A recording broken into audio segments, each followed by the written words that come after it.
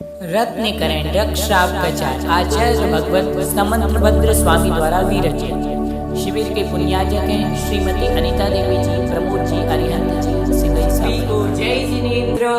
आचार्य भगवंत श्री समंत्रभद्र स्वामी द्वारा विरचित श्री रत्नकरंडक जी श्रावकाचार्य जी ग्रंथ का हम सभी लोग स्वाध्याय कर रहे हैं।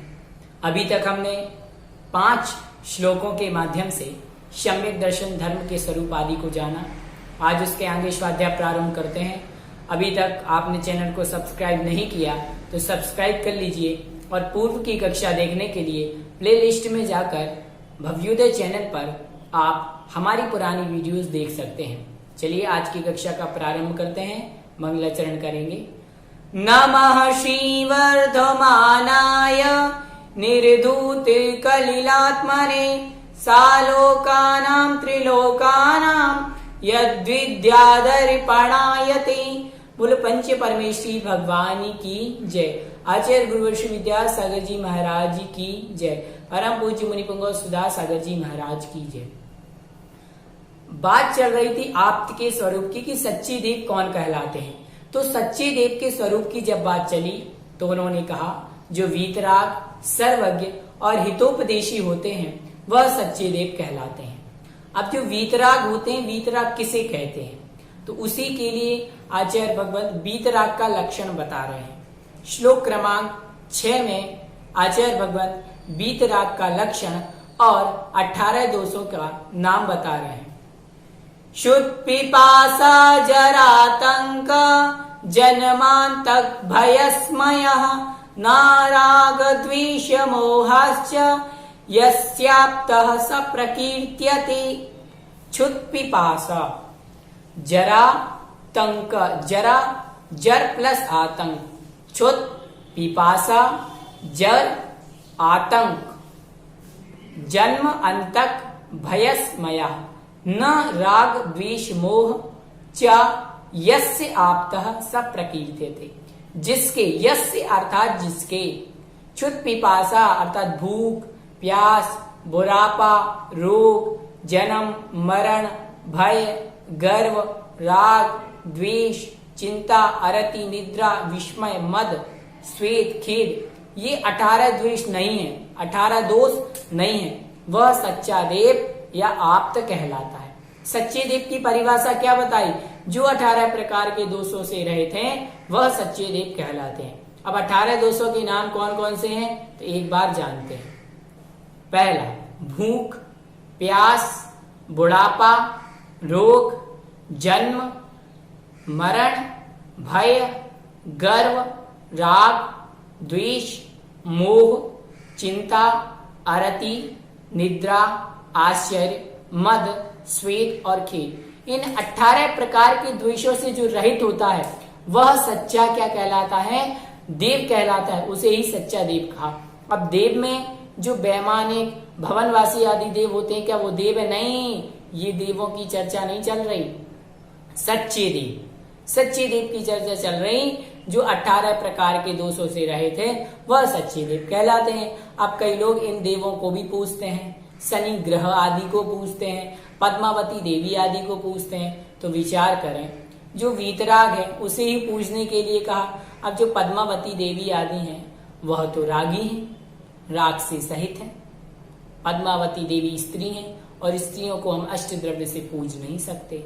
जो वैमानिक आदि देव हैं उन देवों की भी हम अष्ट द्रव्य से पूजा नहीं कर सकते, नहीं करना चाहिए।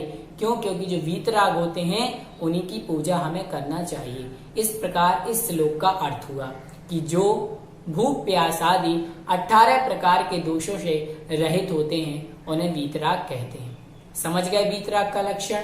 अब आप्त की नामावली और सच्चे देव को किन किन नामों से जाना जाता है, आप्त को और कौन कौन से नाम है जिनके द्वारा जाना जाता है। जैसे हम कह देते भगवान, ईश्वर, पंच परमेश्वरी, ऐसे भगवान को बहुत नामों से जाना जाता है। तो पढ़ते हैं अगला श्लोक नंबर 7। परमेष्टि परम ज्योति, परमेष्टि परम ज्योतिर विरागो विमलः कृति, सर्वज्ञो अनादि मध्यांतः, अवग्रह में है तो नादि मध्यांतः, सार्वः शास्तो पलाल्यते। सार्वः शास्तो पलाल्यते। परमेष्ठि परं ज्योतिर्विरागो विमलः कृति सर्वज्ञोनादिमध्यान्तः सार्वः शास्तो पलाल्यते।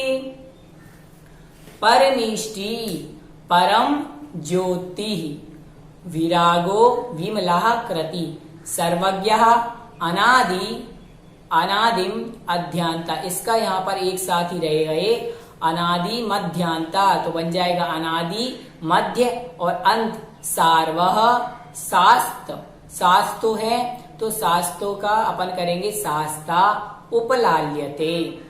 तो कौन कौन से नाम कहे, तो कहा सह आप्ता, वह आप्त है। कौन? परमेष्टि, परमेष्टि। भगवान को हम परमेष्टि के नाम से भी जानते हैं, अरिहंत परमेष्टि, सिद्ध परमेष्टि। परम ज्योति, परम ज्योति अर्थात केवल ज्ञानी, भगवान केवल ज्ञानी भी होते हैं। विरागो, राग से रहित होते हैं, उनके किसी भी प्रकार के दोष नहीं रहते, तो राग से रहित भी हो गए। विमला, विमल होते हैं, कर्म रूपी मलों से रहित होते हैं, इसलिए उन्हें विमल कहा। और कृति अर्थात कृत कृत्य, वो सब कुछ कर चुके हैं, अब उन्हें कुछ भी करने की आवश्यकता नहीं, इसलिए कृत कृत्य कह दिया। सर्वज्ञ, सर्वज्ञ, सर्व अर्थात सब कुछ, ज्ञ अर्थात जानने वाले, जो सब कुछ जानते हैं वह सर्वज्ञ भी हैं। अनादि अंत मध्यांता, जो आदि मध्य और अंत से कैसे हैं? रहित हैं। ना तो जिनका आदि है और ना ही जिनका अंत है और ना ही इनका कोई मध्य है। सार्वः, सर्व जगत के हित करता, सबका सब कुछ करने वाले। शास्ता अर्थात हितोपदेशी, दूसरों का हित करने वाले। उपलाल्यते, कहा जाता है। ये सब नाम किसके कहे गए हैं? आपके कहे गए हैं। अर्थात जो सच्चा देव है वह अपने परम पद में स्थित है, अक्षय कैवल्य से युक्त है, वीतराग है, कृत कृत्य है, विमल है, निर्मल है, आदि अंत और मध्य से रहित है, पदार्थों को जानने देखने वाले हैं और सबका हित करने वाले हैं, इसलिए उन्हें हितोपदेशी कहा गया। इस प्रकार से भगवान के सभी प्रकार के नाम बतलाए। अब एक श्लोक और आज हम लेते हैं। इसमें बीतराग देव में कि उपदेश में राग का भाव, कि भगवान तो जीवों को उपदेश देते हैं। जिनेंद्र भगवान को जब केवल ज्ञान हो गया भगवान को, तो केवल ज्ञान के बाद वो जीवों को उपदेश दे रहे हैं, तो फिर तो उनको जीवों से राग हो गया। तो उसका कह रहा है कि बीतराग भगवान उपदेश देते हैं किंतु उनके राग नहीं होता। किसी ने प्रश्न किया कि भैया भगवान लोगों को उपदेश दे रहा है तो उनके राग होगा, लेकिन उन्होंने कहा कि भगवान उपदेश देते तो उनके राग नहीं होता। वही बता रहे। तो 8वें नंबर का श्लोक हम पढ़ते हैं।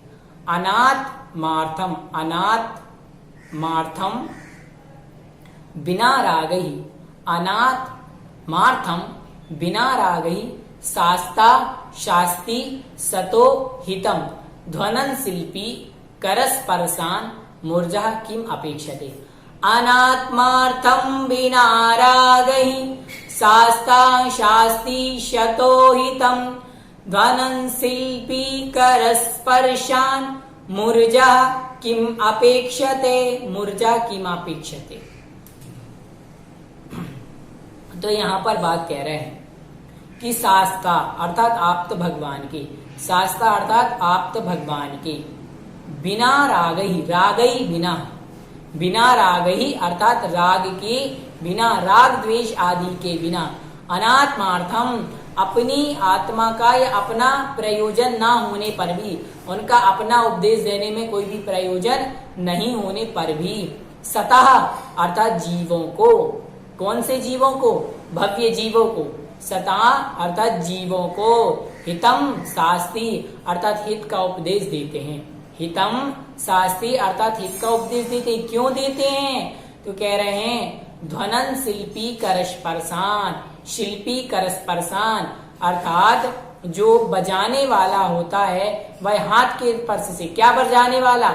मूर्जा अर्थात मृदंग, जो मृदंग बजाने वाला होता है वह अपने हाथों से ध्वनन अर्थात शब्द करता हुआ, किम अपेक्षते कुछ अपेक्षा करता है क्या? जो मृदंग है वह क्या कुछ अपेक्षा करता है? नहीं, मृदंग जैसे बजता है उसको हाथों के द्वारा बजाया जाता है, तो मृदंग क्या कुछ अपेक्षा रखता है? नहीं। तो कह रहे हैं जैसे मृदंग वादक के हाथों का स्पर्श पाकर अपनी मधुर ध्वनि से श्रोताओं के मन को मुग्ध कर देता है, श्रोताओं को मुग्ध कर देता है, किंतु बदले में वह अपनी यश और प्रशंसा नहीं चाहता और ना ही श्रोताओं में अनुरक्त होता है, उसी प्रकार हितोपदेशी जिनेन्द्र भगवान प्राणियों के पुण्य के निमित्त से बिना इच्छा के सहज ही उपदेश देते हैं और श्रोताओं से ना तो लाभ आदि की अपेक्षा करते हैं, ना ही उनमें अनुरक्त होते हैं। इस प्रकार यहाँ पर उपदेश के बारे में कहा गया कि भगवान उपदेश तो देते हैं लेकिन उनका किसी व्यक्ति में राग नहीं होता, ना ही वो अनुरक्त होते हैं और ना ही उनका कोई प्रयोजन होता। वो तो निष्प्रयोजन बिना इच्छा के आया ना, बिना इच्छा के कीर्ति अर्थात बिना इच्छा के भगवान की दिव्य ध्वनि कीर्ति है, उन्हें किसी भी प्रकार का कोई राग आदि नहीं रहता है, बिना इच्छा के उनकी ध्वनि कीर्ति रहती है। इस प्रकार से बीतराग भगवान के उपदेश में राग का भाव 3 श्लोकों के माध्यम से सर्वप्रथम हमने बीतराग भगवान का लक्षण जाना। जो 18 दोषों से रहित हैं वह बीतराग भगवान है। 18 दोषों के आप नाम याद कर लें।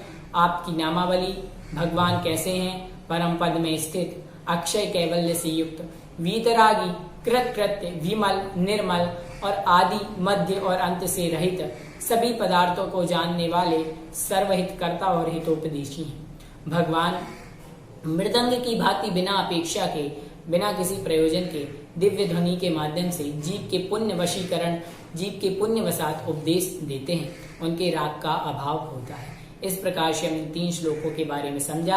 अगली कक्षा में आगे सच्चे शास्त्र का स्वरूप और सच्चे गुरु का स्वरूप हम पढ़ेंगे। तब तक आप मुख्य प्रश्नों को नोट कर लें। वीतराग भगवान का लक्षण, आपकी नामावली और वीतराग देव के उपदेश से मैं राग का अभाव क्यों होता है, इस प्रकार से प्रश्न बन सकते हैं। मुख्य शब्दार्थों को लिखें। सभी को जय जिनेन्द्र। भव्योदय चैनल को सब्सक्राइब जरूर कीजिए।